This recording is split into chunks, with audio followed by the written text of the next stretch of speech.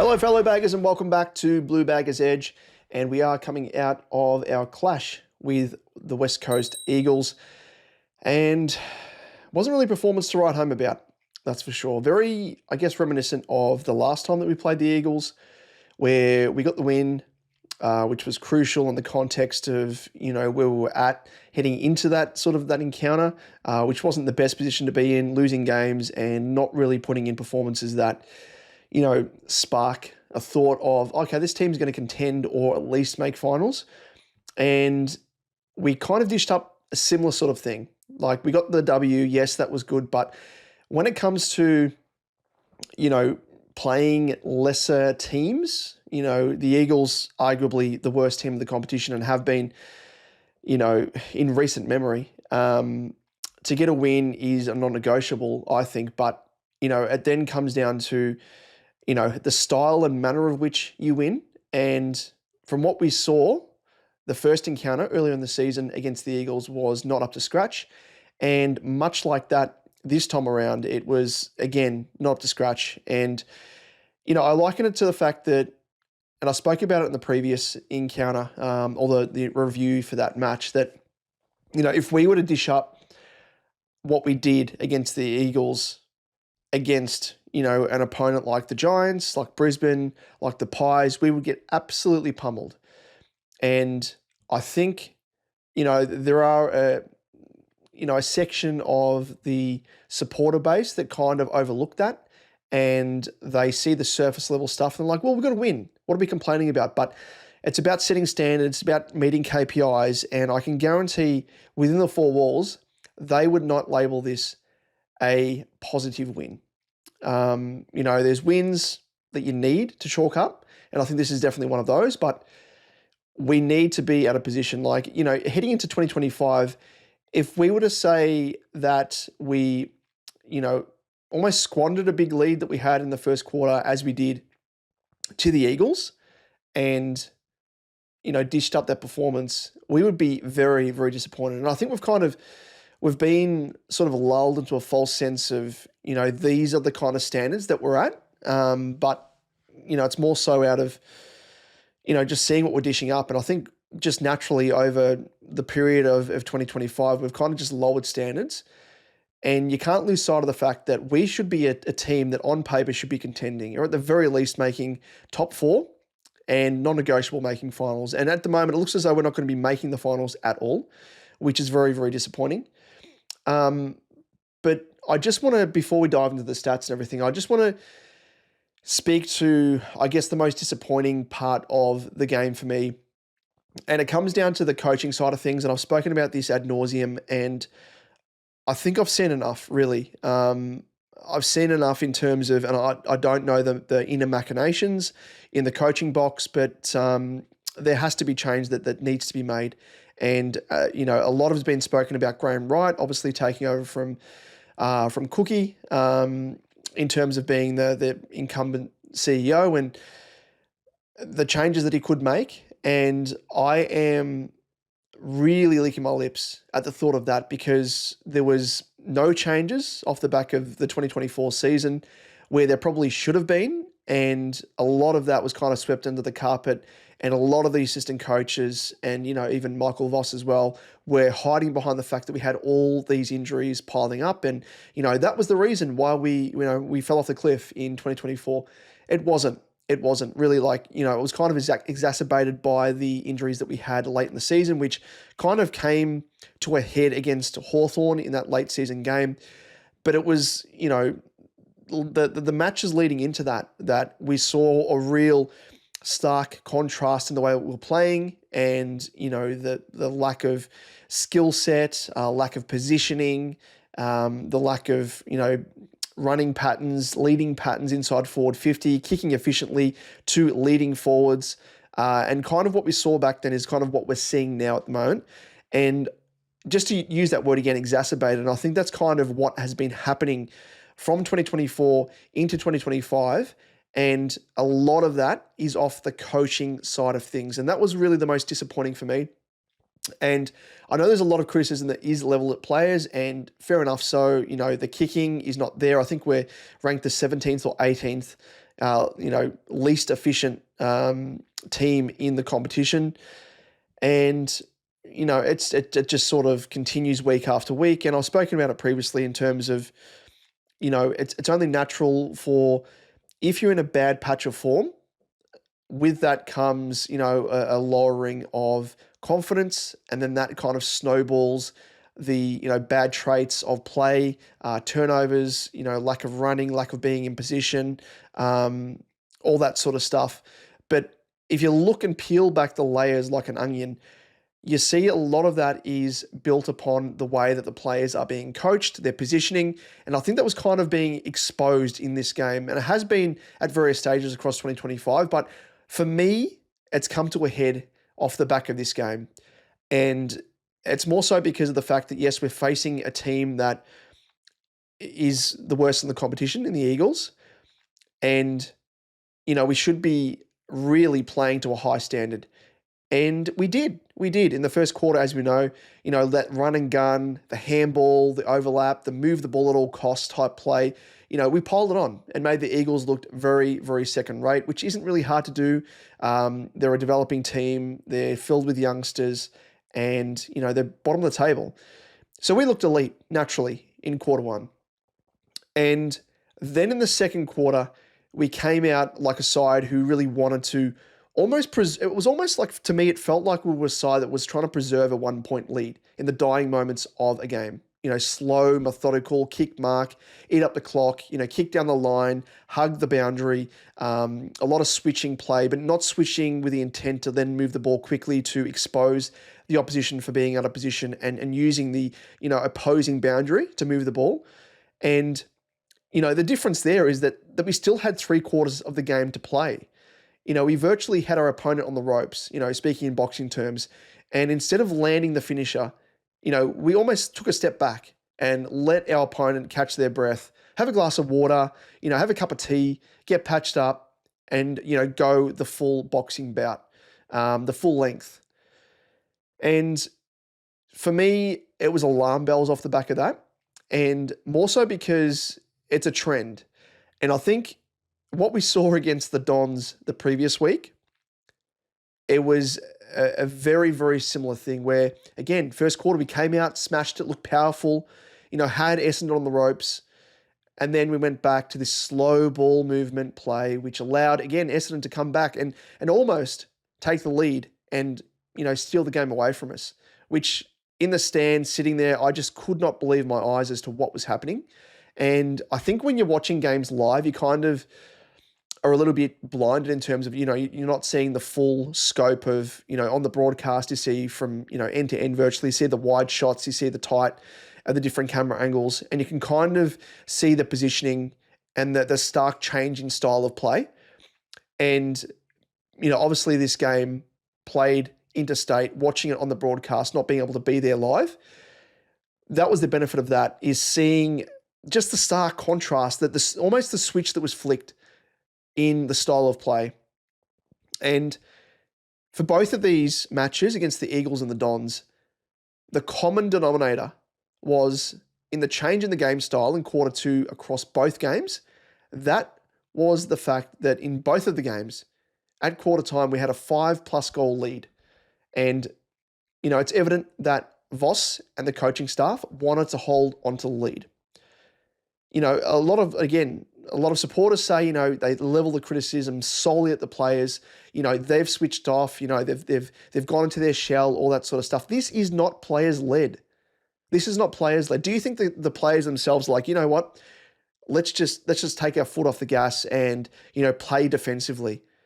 They don't want to play that way. If you're piling on goals, do you think that they, in their heart of hearts, are like, this is not fun. This is not fun. Let's just play defensively, without pressure being actually applied, which, mind you, the pressure that was applied by the Eagles wasn't really that much to then, I guess, provide the impetus to flick a switch and become defensive or, take less risks, all that sort of stuff. It's clear that this is a directive from the coach. The attacking style was switched to really defensiveness, and it was as if Voss wanted to park the bus.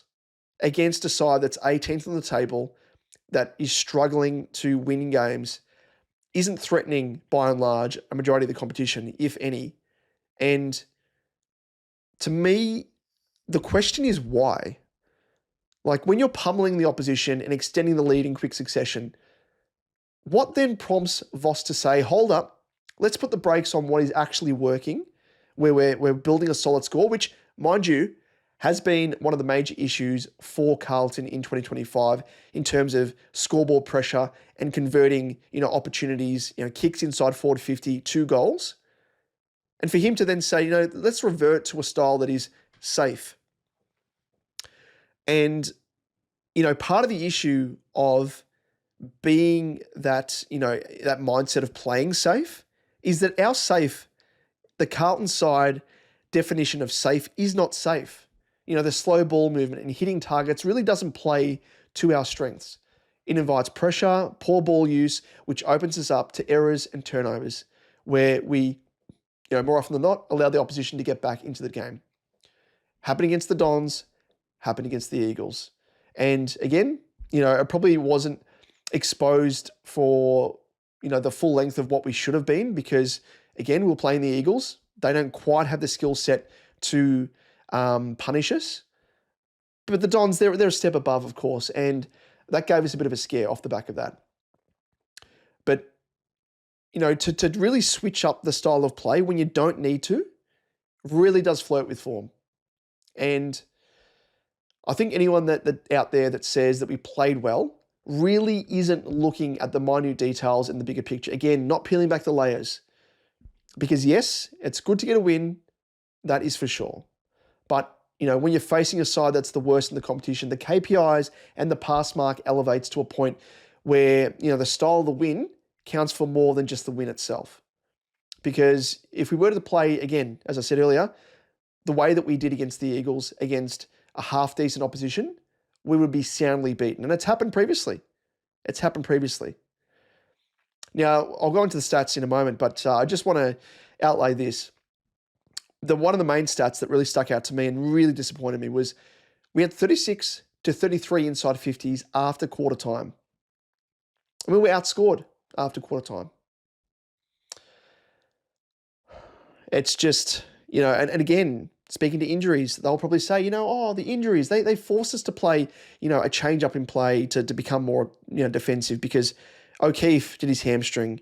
Charlie was off the ground. He was subbed because of a, tight calf. That is not an excuse. I'm sorry, it's not an excuse against a team that's 18th on the table. It's just really, at the end of the day, piss poor. Let's have a look at the stats, shall we? Of course, the Eagles 7-10 at 52 to Carlton 12-14, 86. And 26 scoring shots to 17. That's, again, a worrying part of our game.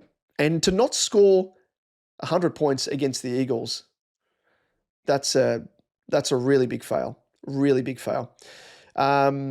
Disposals, 323 to 401. So that just really tells the tale in terms of the amount of dominance that we had with the ball in hand and just the ability to have the ball in our hand.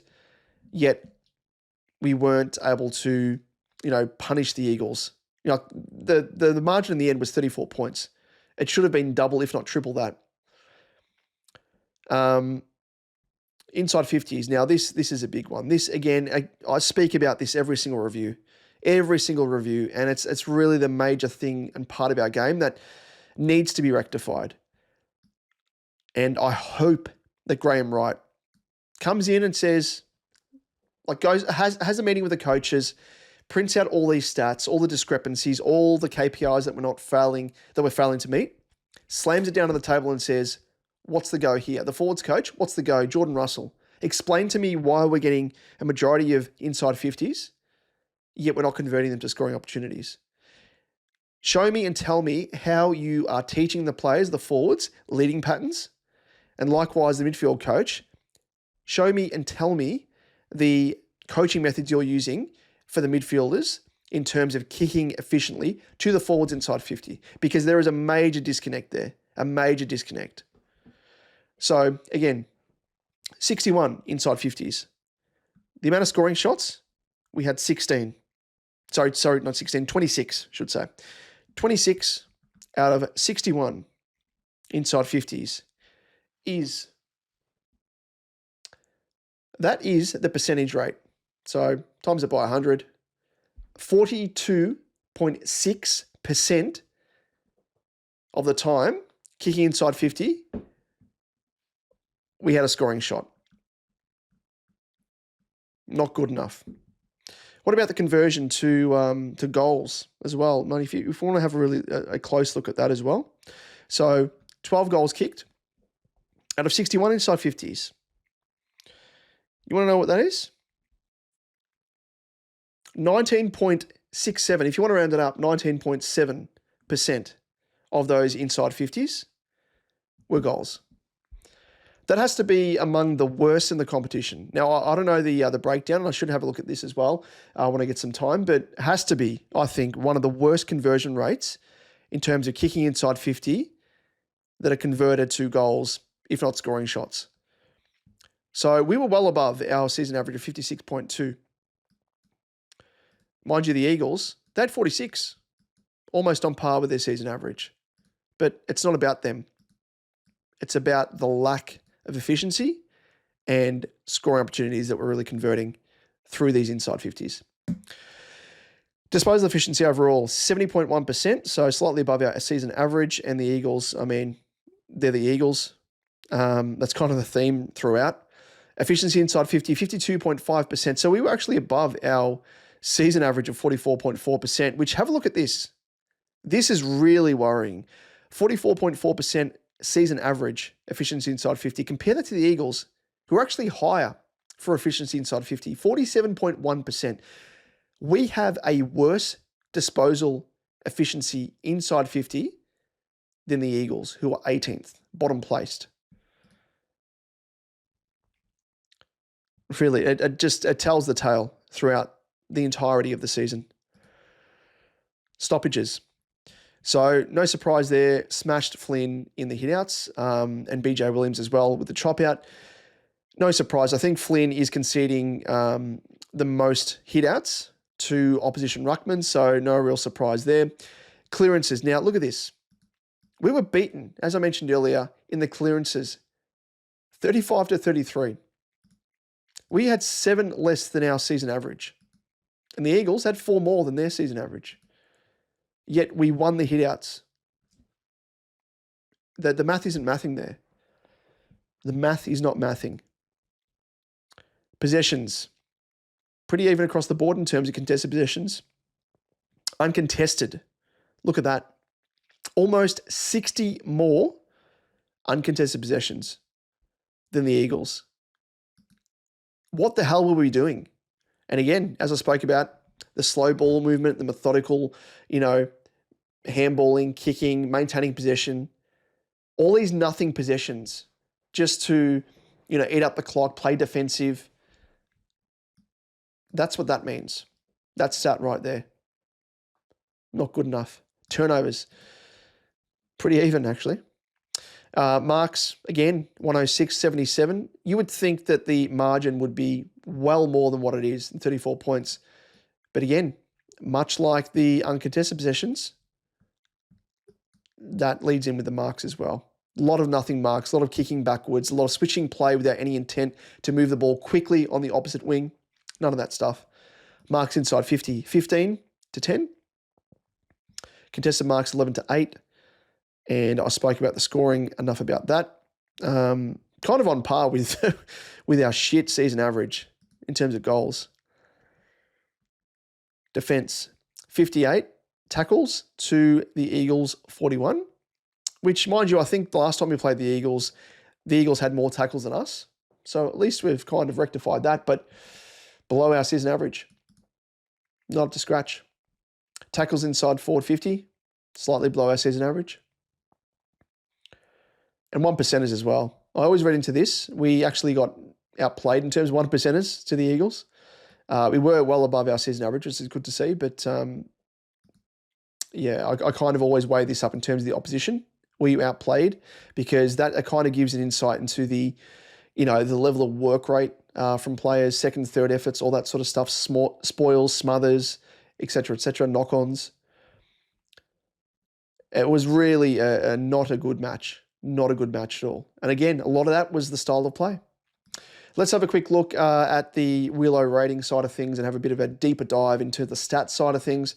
And I just want to draw everyone's attention to the opposition, or the quality or lack thereof of the Eagles that we were playing. So as we always do, we'll have a look at the score sources that the Eagles, concede to opposition sides. So the Eagles, they concede the most scores via kick-ins. No surprise there. Stoppages, the Eagles concede the fourth most. And turnovers, well, no surprise here either, due to their lack of, efficiency with ball movement. They concede the most scores via turnover of any side. And let's have a quick look. So again, keep that in mind. Most scores conceded via turnover, most scores conceded via kick-ins, and stoppages, the fourth most. So let's have a look at the breakdown of the match between both of these sides. Now, you would think that a majority of scores that we had would come via kick-ins and would come via turnovers. So let's have a quick look down here, how we actually went. Score sources. Turnover, actually not too bad, 7.8, so 7 goals, 850. Kick-ins, didn't capitalise, 2 goals, 1. Stoppages, didn't really capitalise either, 3 goals, 5. I mean, in context of the fact that we lost the clearances, yeah, it's probably no surprise. I'm actually probably surprised that we scored more goals than the Eagles via stoppages. Just piss poor. Really not good enough. Really not good enough. Let's have a look at the players individually, and we'll sort it by player rating. So Fogarty, he had a really good game, kicked 3 goals in quick succession, I think all in the first quarter. TDK, sort of paltry opponent in Flynn, as I mentioned. Georgie Boy Hewitt played an incredible game, as he always has throughout the season. Probably our best player, I think, in terms of the midfield, hands down, and arguably up there for the top 3 of our most impactful players across the season to date. Mitch McGovern. Now, I can't pinpoint the exact episode that I was chatting about this. It may have actually been off the back of round 1, perhaps maybe round 2, where I was speaking about maybe a switch up in McGovern going forward. And I know it would have definitely been after Kempy went down, and I was speaking about it with regards to, switching things up. If Sauce goes back to defence, does McGovern go forward? Now, we've seen in recent games, now this is the one thing that I am pleased with the coaching staff in putting McGovern forward, because I think he's kind of a bit of a liability in defence. And with Kemp going down, I wondered why Mitch McGovern has not been played forward more than what he is. If I remember back from when we recruited him from the Crows, he was actually brought across as primarily a forward, and we crafted him more as a defender because we kind of needed a bit of help in that area of the ground. But the coaches, they've finally cottoned on, and he's actually, to his credit, playing quite well. And yeah, outside of that, Adam Saad, run and carry, looked really good. Nice game from him. Jin Cotter, a nice game as well. He has really done some nice work upon return. Nick Haynes, he has been probably, I reckon, up there in terms of one of the better recruits across the competition. Just really played a part and played a role in our defence, really crucial. Orazio Fantasia, I've normally been a bit of a critic of his, someone who likes to critique his game, and for good reason. I don't really think the way he was played in 2024 was to his full ability. That was probably more off the coaching side of things, but didn't really have the run in his legs to sustain more than like 60, 65% game time. But I think now he's kind of been played more, primarily up forward as opposed to sort of pushing further up the ground, which I don't think he's kind of suited to anyway.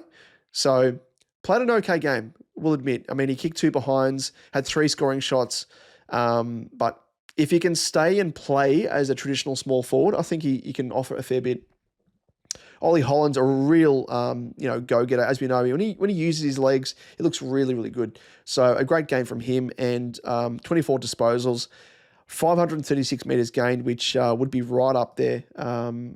In fact, it was the second most of any Carlton player behind Binzi. And Fantasia as well, actually, to his credit. So 520 metres gained as well. So did push up the ground a little bit, but as I said, he's kind of, I think, better used for his nous around the goals. Moving on, we have Weeders. Yeah, not a bad game from him. I think it was a Weeders type game. Cripper, I don't know what's going on with Cripper. I wouldn't say it was a standout game from him by any, sense of the word. Bit of an off year for him, I think, overall. Matty Carroll actually looked pretty good. I was very happy with him. His run and dash and ability to, use his legs and kick with his penetrative kicks as well to our advantage. I think he was really good. Dockers played a role. He's actually, I think, much better than what he has been playing, which isn't hard anyway, because he was in some pretty bad form to start the season. Charles, he went off injured.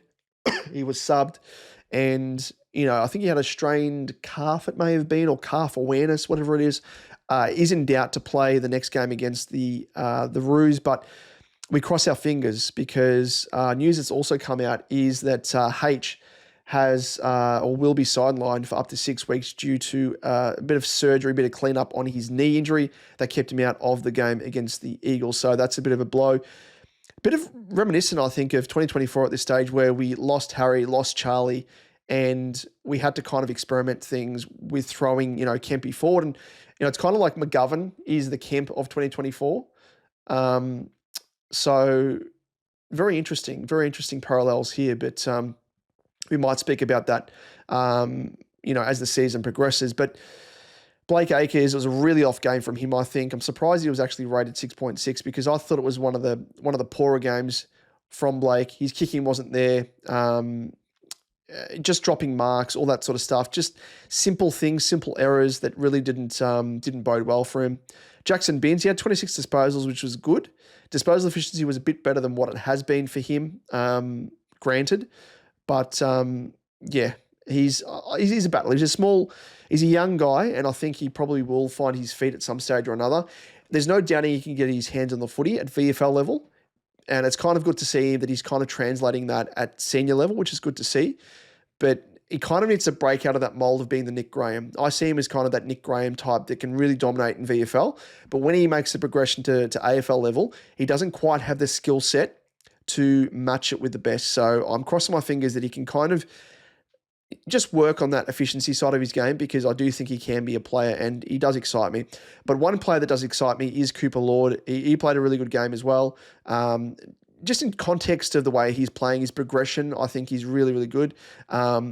There's no doubting his disposal efficiency. Like he had 85.7% disposal efficiency, really clean use of the footy, and has been across the entirety of his career to date in navy blue. So really happy with his progression, and just hope he continues getting a crack at full games and has truly broken the mold of being that sub player. Ches had 30 disposals, was thereabouts, wasn't a massive standout game from him. Now, Sauce, he's the kind of player that has that ability to really, save a lot of goals. I think he's very underrated. Ability to read the play is probably second to none, and one of our better defenders. Like I think Haynes is really up there in terms of that awareness and ability to read the play, drift across and take goal saving marks. Weeders obviously as well. So these three guys just really complement each other, and Sauce is an absolute gun, really. Zach Williams, really good game from him. 4 shots on goal, kicked 2-2, should say, and was lively early, but yeah, it was probably a better forward of the small variety. Corey Durden came back into the team. I'm a big fan of Causa. Kicked a goal, but yeah, kind of hoping for a little bit more from him. Jesse Motlop now has a player rating of -0.1. We just know he's going to keep his spot. We just know. And it's going to be off the back of his tackling pressure, which granted, yes, when we're talking about positives first up, was really good. But outside of that, what's he doing? What's he doing? What is he doing? And he kicked some goals, the previous game, which is good to see. But one behind. Pressure acts 11, 5 tackles. And Voss will blow his load looking at that, really. Because that's kind of the KPIs I reckon he sets for Jesse Motlop, and that's it. Don't worry about being a small forward that kicks goals, that, we're a side that's struggling to convert shots, and really our points for is pretty paltry, pretty shit, to put it bluntly. 7 disposals. Continues getting CBAs, random CBAs, and what's he offering? Not much. And Hudson O'Keefe, unfortunately, he went down injured, but, showed some promising signs, I think, which is a shame. It is a shame, but it may open up an opportunity for potentially a Harry Lemmy to come into the team. So we'll wait and see about that, but we will discuss that and more in the preview episode of the North Melbourne game to come. But that's it, ladies and gents. I think that's virtually it. Like I spoke about from the top, in terms of my disappointment with the way that the players are being used. And I hope that Graham Wright is really, which I no doubt know that he is, but sitting down, taking notes, because the way we're being coached is so nonsensical, really. And I know we're a side that is down on confidence and whatever, but when you are forcing the players to play in that mindset and style, to go from attacking to defensive against a side that's 18th, I really do question your motives and question your smarts as a senior coach to do that at that time of the game as well, in consecutive weeks against the Dons and West Coast. Is he going to do the same thing against North Melbourne? You bloody well hope not, unless it's the dying moments of the game. So, I mean, just thinking about it, it's kind of, Collingwood, you would have heard that, their ability to win close games, and Craig McRae came out and said that during training, they actually trained for it where, they have scenario setups where, it's a mock scenario of there's 2 minutes on the clock and one side's up by a goal or 5 points, and the other side has to try and, kick a goal to win the game, and the side that's up by 5 points has to, retain the lead and protect it at all costs. And they execute that at training. It was almost like Voss was kind of using this game and the game against Essendon, which again doesn't really make much sense, but using it in game as a bit of a training drill. Like, okay, this is the scenario. Let's just switch things up now. It's like, why? When we're a side that's so down on confidence and need some uplifting, those are the teams, those are the opponents that you bury and you pile on goals to build that confidence for subsequent games. So I really hope that, it's funny the way that the fixtures work, because we face West Coast and we face North Melbourne straight after. I wonder if there's going to be parallels again with North Melbourne and the way that we played them after the Eagles earlier in the season, where we actually just came out and looked really good from go to woe. And that was one of the rare games that we've played 4 quarters and looked really, really good at. So I wonder if the North game we do likewise. But what's it all for, really? What's it all for? So I'm seeing some signs that are not positive and leave me thinking we're really wasting a side with talent that's akin to, St Kilda back in the day. They probably should have won a flag when they faced off against Geelong, faced off against, the Pies, and, had the drawn grand final and then lost to the Pies. We're probably not quite at that level, but on paper, you'd be like, well, this side should be contending. They went into a prelim only a couple of seasons ago. It's virtually the same team, same list, give or take a few players here, key posts that have been cycled through. And we're now at a stage where we're struggling to make finals. Yep. those are not KPIs that we've set. And I'm sorry, but we've gone backwards. There's no other way to, digest things and try and put a positive spin on things. And I'm sure that Graham Wright, who is an agent of change, that's kind of the term that's being bandied about in the media, will be taking some extreme notes, and I'm hoping make some moves in the off season. But that's it, ladies and gents. We might leave things there. Let us know your thoughts down below. Always keen to hear your thoughts first and foremost on the game, the win, the style of win, and the issues that I've spoken about. More so on the coaching side of things. Did you sense that as well? That switch in play, that switch in mindset. What are the reasons behind it, and how's it left you feeling? Because for me, I have all but lost faith in Voss and the coaching staff. And, injuries are piling up now, and we know what's going to happen come the end of the season. They're going to be like, no, it's all the injuries. It's all the injuries. But the injuries have only just started to hit key players. What's happened in the lead up to that? Well, we've had a full and healthy list by and large. Excuses that will not fly.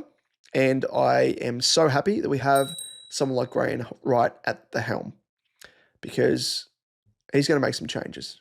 And thank the Lord, because we need it. Because otherwise, it's just a waste of a list build, really.